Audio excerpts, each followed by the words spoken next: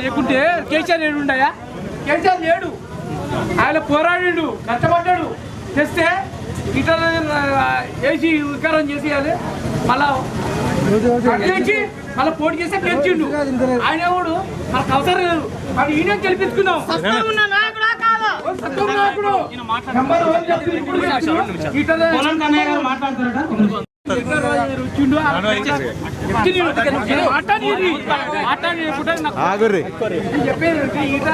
లేకుంటే కేసీఆర్ ఏడు ఉండయా? కేసీఆర్ లేడు. ఆయన పోరాడిండు, కష్టపడ్డాడు. తెస్తే ఇతర వేసి వికారం చేసేయాలి. మళ్ళా మళ్ళీ పోటీ చేస్తే గెలిచిండు. ఆయన ఎవడు మనకు అవసరం లేదు. మరి ఈయన గెలిపించుకుందాం.